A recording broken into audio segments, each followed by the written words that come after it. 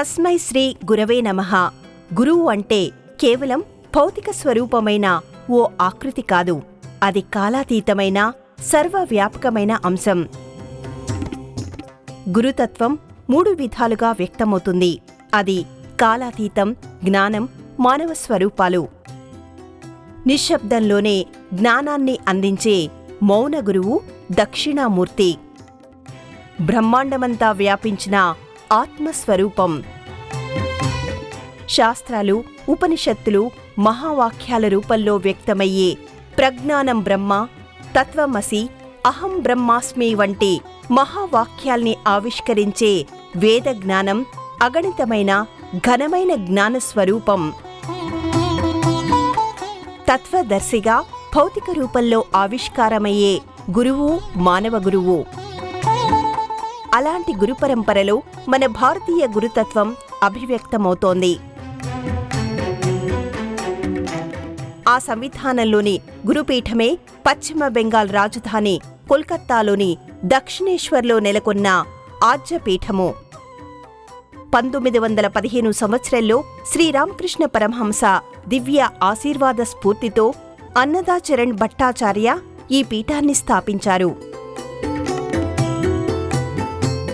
భక్తి, సేవ, ఆధ్యాత్మిక చింతన అనే 3 సూత్రాలపై ఈ మఠం కొనసాగుతోంది. ఈ పీఠంలో ప్రధాన దైవ స్వరూపం ఆజ్యామాత.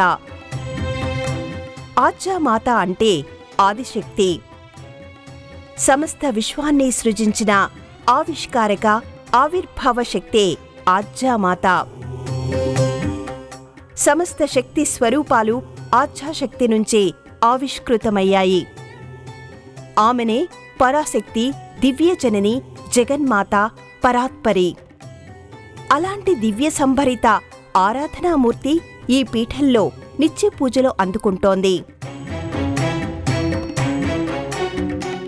రామకృష్ణ పరమహంస దర్శనం, సాంగత్యం, ఆశీర్వాదం లభించిన తర్వాత అన్నదాచరణ్ భట్టాచార్య తనకు నదిలో దివ్యానుగ్రహం వల్ల లభించిన ఆజ్యామాతకు మందిరాన్ని నిర్మించి విశేషమైన ఆరాధ్య శక్తిపీఠాన్ని స్థాపించారు. రామకృష్ణుల దర్శనం, ఆజ్యాపీఠం స్థాపన వల్ల ఆయన జీవితం మేలి మలుపు తిరిగింది. అన్నదా ఠాకూర్ జననానికి సంబంధించి ఆయన తల్లిదండ్రుల వివరాల గురించి ఎక్కడా నమోదు కాలేదు. ఆయన కూడా తన పుట్టుపూర్వోత్తరాల గురించి ఎప్పుడూ ప్రస్తావించలేదు. 19వ శతాబ్దం చివరిలో ఆయన జన్మించారు.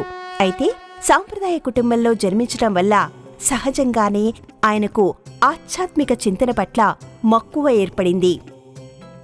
ఆయన తండ్రి నియమనిష్టలతో జీవిస్తూ ధర్మబద్ధమైన విలువల్ని పాటించేవారు. తల్లి భక్తిభావంతో నిత్యం దైవనామస్మరణ చేస్తుండేవారు. ఆ ప్రభావాలు అన్నదా ఠాకూర్పై బలంగా పడ్డాయి. బాల్యంలో అన్నదా సాధారణ పిల్లల కంటే భిన్నంగా ఉండేవారు. ఆటపాటల కన్నా ఆలయ సందర్శనకు ఎక్కువ ప్రాముఖ్యత ఇచ్చేవారు. ఒంటరిగా కూర్చుని ఆలోచనల్లో మునిగిపోవడం, దైవం గురించి, దైవ సంబంధిత విషయాల గురించి అన్వేషించడం చేసేవారు.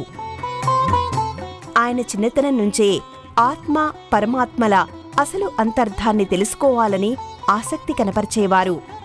విద్యాభ్యాసం కొనసాగిస్తూనే ఆధ్యాత్మిక చింతనపై అమితాసక్తిని పెంచుకున్నారు. గురువుల పట్ల విధేయత, పెద్దల పట్ల గౌరవం కనబరిచేవారు. బాల్యం నుంచే సేవాభావం ఆయనలో అంకురించింది. బీద సేవే భగవంతుడి సేవగా ఆయన విశ్వసించారు. అలాంటి ఉదాత్త లక్షణాలన్నీ ఆయనలో పెరిగి భవిష్యత్తులో ఒక ఆధ్యాత్మిక మార్గదర్శకుడిగా ఎదగడానికి పునాది వేశాయి. యువకుడిగా ఉన్న కాలంలో ఆత్మసాక్షాత్కారం పట్ల గాఢమైన కోరిక పెరిగింది.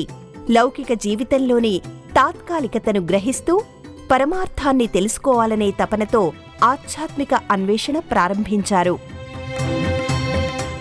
అన్నదాచరణ్ భట్టాచార్యను అన్నదా ఠాకూర్జీ అని భక్తులు వ్యవహరించేవారు.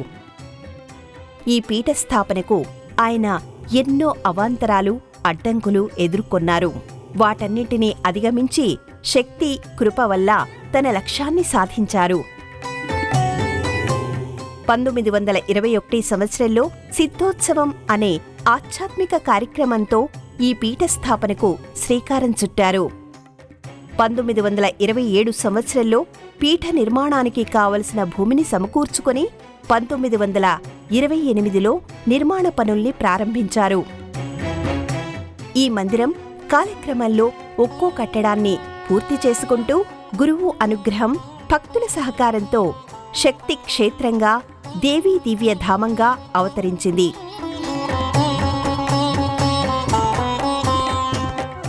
జీవసేవే శివసేవ అని రామకృష్ణ పరమహంస బోధించారు.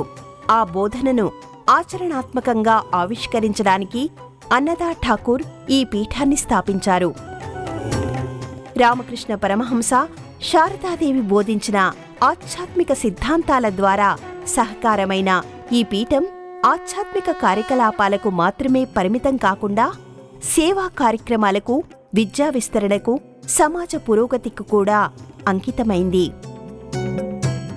అన్నదా ఠాకూర్ అనే ఒక సాధారణ భక్తుని దైవానుభూతి నుంచి ప్రారంభమైన ఈ పీఠ ఆవిష్కరణం ప్రస్తుతం వేలాది మంది భక్తులకు ఆధ్యాత్మిక మార్గదర్శకంగా నిలిచి దివ్యధామంగా అవతరించింది.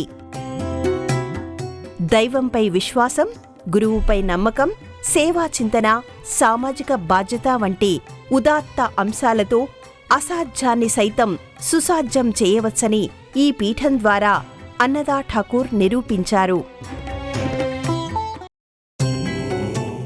ఆచ్యపీఠం ప్రధాన మందిరంలో నల్లరాతి విగ్రహంగా ఆచ్యశక్తి ఆకృతి ధరించి ఉంటుంది. అద్భుతమైన నిర్మాణ శైలితో ఈ ప్రాంగణం ఆకట్టుకుంటుంది.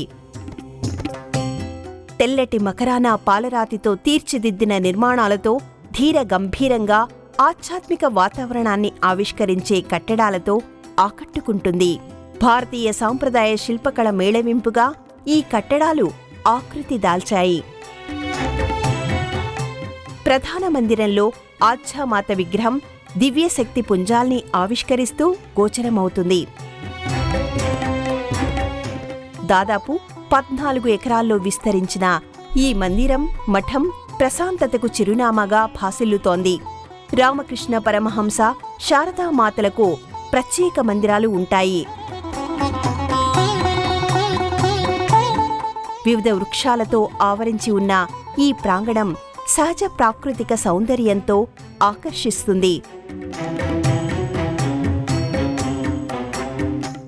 కోల్కతా నగర కోలాహలం నుంచి దూరంగా ఉన్న ఈ క్షేత్రం భక్తులకు మానసిక ప్రశాంతతను, ఆత్మానుభూతిని అందిస్తుంది. ప్రతినిత్యం ఇక్కడ వినిపించే శ్లోకాలు, మంత్రాలు, ఘంటానాథాలు భక్తుల హృదయాల్ని ఆధ్యాత్మిక సమీరాలకు తరలిస్తాయి. ఈ మందిర మఠ ప్రాంగణం నిర్మాణ సారథ్యంలోనే కాదు, ఆధ్యాత్మిక మాధుర్యంలోనూ విశేషమైన భావసాంద్రతను ఆవిష్కరిస్తోంది. 1931 సంవత్సరం జనవరి 14 ఆద్యశక్తి మాత విగ్రహాన్ని ఈ మందిరంలో ప్రతిష్ఠించారు. నేను ఆద్యశక్తిని, ఆదిమాతను, నన్ను అదృష్ట శక్తిగా అందరూ ఆరాధించాలి, నేను మీ యోగక్షేమాల్ని సదా పర్యవేక్షిస్తాను అని అన్నదా ఠాకూర్కి కాళీమాత అభయమిచ్చిందంటారు. 1929 జనవరిలో తన 38వ ఏట అన్నదా ఠాకూర్ భౌతిక జీవనాన్ని సాధించారు. ఆయన తన స్వప్న వృత్తాంతాన్ని స్వప్న జీవన అనే పేరిట బెంగాలీలో పుస్తకాన్ని రచించారు. ఏ లైఫ్ ఆఫ్ విజన్స్ పేరుతో ఇది ఆంగ్లంలోకి అనువదించబడింది. అన్నదా ఠాకూర్ ఆయుర్వేద వైద్యునిగా తన జీవితాన్ని ప్రారంభించారు. ముఖ్యంగా వివిధ రకాల జబ్బులకు ఆయన 7 విధాలైన ఆయుర్వేద మందులను కనుగొని వాటికి పేటెంట్ సాధించారు. రామకృష్ణ పరమహంస స్వప్నంలో సాక్షాత్కారమై ఎన్నో దివ్యోపదేశాల్ని ఆయనకు అనుగ్రహించారని చెబుతారు. ఆయన స్ఫూర్తితోనే అన్నదా ఠాకూర్ సన్యాస దీక్ష స్వీకరించారు. రామకృష్ణ పరమహంస నిత్యం తనతోనే ఉండేవారని, అనుభూతిని చెందేవారు. నాకు మోక్షం అవసరం లేదు, ఇతరులకు మేలు చేస్తూ 1,00,000 నరకాల్ని అనుభవించడానికైనా నేను సిద్ధం అని ఆయన ప్రకటించారు. దివ్యమాత ఆద్యశక్తి మందిరాన్ని నిర్మించమని అన్నా ఠాకూర్జీకి పరమహంస స్వప్నోపదేశం ఇచ్చారు. ఆధ్యాత్మిక యోగ సాధకుడిగా అన్నా ఠాకూర్కి ఎంతో విశిష్ట స్థానం ఉంది. ఆయన సాధనలో కనిపించే ప్రధాన అంశం అంతర్ముఖీణత. ప్రపంచంలోని ఆర్భాటాలకు దూరంగా ఉండి మనసును దైవంపై కేంద్రీకరించడం ద్వారా ఆత్మసాక్షాత్కారాన్ని పొందవచ్చని ఆయన తన జీవనయానం ద్వారా నిరూపించారు. ఆయనకు ఆద్యశక్తి కేవలం ఒక దేవత స్వరూపంగా మాత్రమే కాదు, సృష్టి, స్థితి, లయలకు మూలమైన విశ్వకారక శక్తిగా దర్శనమిచ్చింది. ప్రతి జీవిలో మాతృస్పర్శను దర్శించాలని అన్నదా ఠాకూర్ ఉద్బోధించారు. ఆయన చేసిన శక్తి ఉపాసన సాధారణ పూజా రీతులకు విభిన్నమైంది. అది ఆత్మసాక్షాత్కార అత్యున్నత స్థాయికి ఉపకరించే గంభీరమైన సాధనగా పరిణతి చెందింది. అదృశ్య శక్తిని సాక్షాత్తు జగదీశ్వరిగా భావిస్తూ ఆమె కృప ద్వారానే జీవితం పరిపూర్ణమవుతుందని ఆయన ప్రగాఢంగా విశ్వసించారు. రామకృష్ణ పరమహంస వల్ల ఆధ్యాత్మిక దివ్యదర్శనం కలిగిన అన్నదా ఠాకూర్ విశిష్ట ధార్మిక స్ఫూర్తిని భక్తులు, శిష్యుల్లో కలిగించారు. రామకృష్ణుల అనుగ్రహం ఆయనకు పరిపూర్ణంగా లభించింది.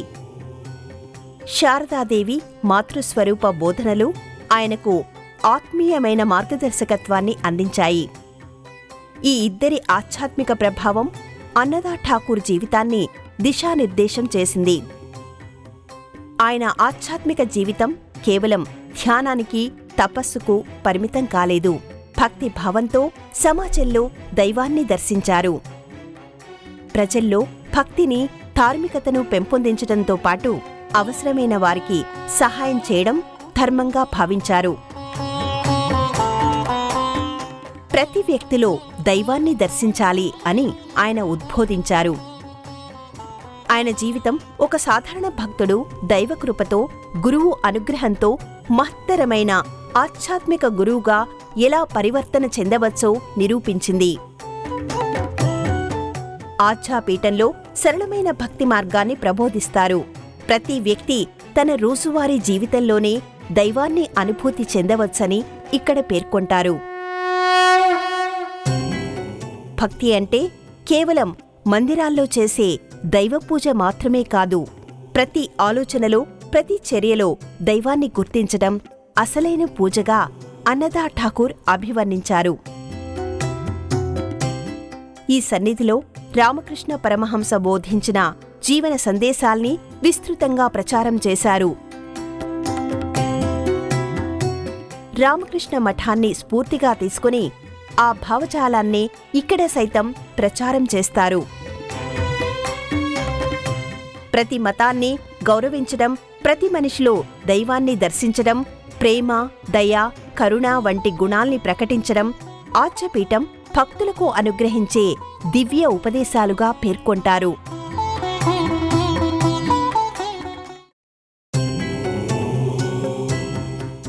ఆధ్యపీఠ్ ఆధ్వర్యంలో సేవా సాంస్కృతిక, సామాజిక కార్యక్రమాలు నిరంతరం కొనసాగుతుంటాయి. ఆధ్యాత్మిక సేవను సమాజ సేవతో మిళితం చేయాలనే అపురూపమైన భావనకు ఈ మఠం అచ్చమైన ప్రతిబింబం. ఇక్కడ నిర్వహించే విద్యా వికాస కార్యక్రమాలు సమాజంలోని బడుగు, బలహీన వర్గాల విద్యార్థుల జీవితాల్లో వెలుగు నింపుతున్నాయి. బాలబాలికల విద్యాభివృద్ధికి ప్రత్యేకంగా ఏర్పాటు చేసిన పాఠశాలలు వారికి విద్యతో పాటు సాంస్కృతిక విలువల్ని నేర్పిస్తూ వారి వ్యక్తిత్వ వికాసానికి దోహదపడుతున్నాయి. అనాథ బాలుర కోసం పీఠం ఆధ్వర్యంలో ప్రత్యేక ఆశ్రమాన్ని స్థాపించారు. వారికి ఆప్తులు, ఆత్మీయులు ఎవరూ లేకపోయినా ఆత్మ బంధువులుగా మేమున్నామంటూ ఆధ్యపీఠం అన్నీ తానే అయి వారి యోగక్షేమాల్ని స్వీకరిస్తుంది. ప్రత్యేక సందర్భాల్లో పేదలకు ఆహారం, దుస్తులు, ఔషధాలు, పీఠం ఆధ్వర్యంలో పంపిణీ చేస్తారు. ప్రకృతి విపత్తులు ఏర్పడిన సందర్భంలో ఈ పీఠం రామకృష్ణ మిషన్తో కలిసి ఎన్నో సామాజిక సేవా కార్యక్రమాల్లో పాలు పంచుకుంటుంది. ఈ సేవలన్నీ కేవలం దాతృత్వ చర్యలుగా కాకుండా ఆధ్యాత్మిక సాధనలో భాగంగానే భావించబడతాయి.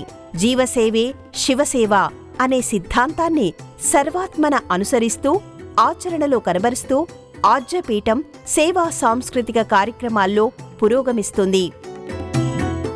భక్తితత్వాన్ని సామాజిక సేవతో మమేకం చేస్తూ ప్రతి వ్యక్తి ప్రతికూల ఆలోచనలను విడనాడి సానుకూల దృక్పథంతో ముందడుగు వేయాలని ఈ పీఠం అభిలాషిస్తోంది. ఆజ్యపీఠంలో జరుపుకునే ప్రధాన వేడుక సిద్ధోత్సవం. ఆజ్యపీఠ స్థాపనకు సంబంధించిన ఆధ్యాత్మిక చైతన్యాన్ని గుర్తు చేసుకుంటూ భక్తులు సిద్ధోత్సవం పేరిట ప్రత్యేక పూజాధికాలను నిర్వహిస్తారు. ఆజ్యమాతను కాళీమాతగా దర్శిస్తూ కాళికాదేవి పూజను ఘనంగా నిర్వహిస్తారు. శ్రీరామకృష్ణ పరమహంస జయంతి వర్ధంతి, శారదామాత జయంతి వర్ధంతుల్ని ఇక్కడ విశేషంగా నిర్వహిస్తారు. దేవీ నవరాత్రుల సందర్భంలో దుర్గామాత పూజలు వైభవంగా కొనసాగుతాయి.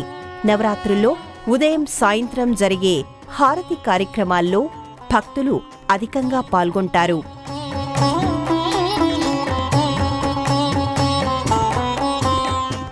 ఆజ్యపీఠ వ్యవస్థాపకులైన అన్నదా ఠాకూర్ అందించిన దివ్య సందేశాలు నిత్యనూతన స్ఫూర్తిని కలిగిస్తాయి. ఆయన బోధనలో ప్రధానంగా కనిపించే సందేశం దైవంపై అచంచలమైన విశ్వాసాన్ని పెంపొందించుకోవాలి. ఆ దైవాన్ని సాటివారిలో దర్శించాలి. సేవ చేయడం అంటే ఆధ్యాత్మికత అవలంబించడం దానికన్నా మిన్నైన అంశం. ఇది భక్తి సాధనలో ప్రధాన భాగం అని ఆయన పేర్కొన్నారు. సేవ చేయడం ద్వారా మనసు పరిశుద్ధమవుతుంది, దైవానుభూతి మరింత సులభతరమవుతుంది అని ఆయన పేర్కొన్నారు. అన్నదా ఠాకూర్ ప్రస్తావించిన మరో అంశం గురుభక్తి. గురుభక్తి లేకుండా, గురువు మార్గదర్శకత్వం లేకుండా జీవన గమనంలో ముందుకు సాగడం కష్టమని ఆయన చెప్పారు. సరళత, నిజాయితీ, వినయం అనే గుణాలు వ్యక్తుల్లో ఎంతో కీలకమని అన్నదా ఠాకూర్జీ పేర్కొన్నారు. అహంకారాన్ని విడనాడి దైవానికి పూర్తిగా అర్పణభావంతో జీవించడం ద్వారానే అంతర్గత శాంతి లభిస్తుంది. కష్ట సమయాల్లో సహనంతో ఉండటం ఎంతో కీలకమని చెప్పారు. ప్రతి వ్యక్తిని నీలాగా భావించు. నిన్ను నువ్వు ఎలా ప్రేమిస్తావో అలాగే సాటి వ్యక్తి పట్ల ఆదరణీయమైన ఆరాధనా భావాన్ని ప్రకటించు అని ఆయన సందేశమిచ్చారు. ఆయన ఉపదేశాలు వ్యక్తిగత ఆధ్యాత్మిక వికాసానికే కాకుండా సమాజ సంక్షేమానికి సైతం దారి చూపించే మార్గదర్శకాలుగా నిలుస్తాయి. అన్నదా ఠాకూర్ ఆజ్యపీఠం ఆధ్యాత్మిక జీవన పథంలో మైలురాయి. ఈ పవిత్ర సన్నిధికి అడుగిడగానే భక్తులు ఎనలేని తాదాత్మ్యతకు లోనవుతారు. మనసులోని కల్మషాన్ని విడనాడి ప్రశాంతతను ఆస్వాదిస్తారు. భక్తి సంవిధానం, సేవానిరతి, ఆధ్యాత్మిక జాగృతి అనే 3 ముఖ్యాంశాల ప్రాతిపదికగా ఈ దివ్య జీవన కేంద్రం వెలుగొందుతోంది. సువిశాలమైన లోగిలిలో ప్రశాంతమైన వాతావరణంలో ఉండే ఈ పీఠం సందర్శకులకు ఎనలేని హృదయోల్లాసాన్ని అందిస్తోంది. ప్రతి భక్తుడి ఆలోచనను పరిశుద్ధంగా మార్చి అంతరంగాన్ని ప్రక్షాళన చేస్తుంది. ఈ తరహా గురుపీఠాలు కేవలం సందర్శనీయ ప్రదేశాలు మాత్రమే కాదు, ఆత్మోన్నతికి ఉపకరించే ఆధ్యాత్మిక అభ్యుదయ కారకాలు. ఈ దివ్యధామం భక్తివాహినిగా ఎందరికో ఆధ్యాత్మిక దాహార్తిని నెరవేరుస్తోంది. రామకృష్ణ పరమహంస అనుగ్రహం, శారదామాత మాతృవాత్సల్యం ఈ గురుధామంపై పరిపూర్ణంగా ప్రసరించాయి.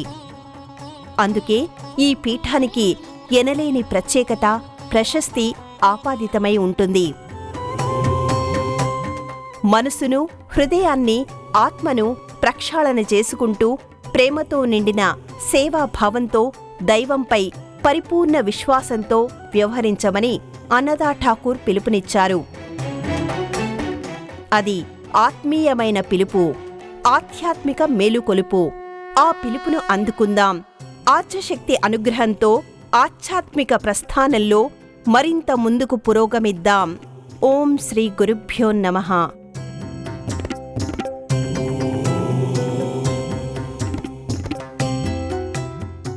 ఈ కార్యక్రమాన్ని తిరిగి చూడాలనుకుంటే www.youtube.com/@ETV Life Spiritual లో చూడవచ్చు.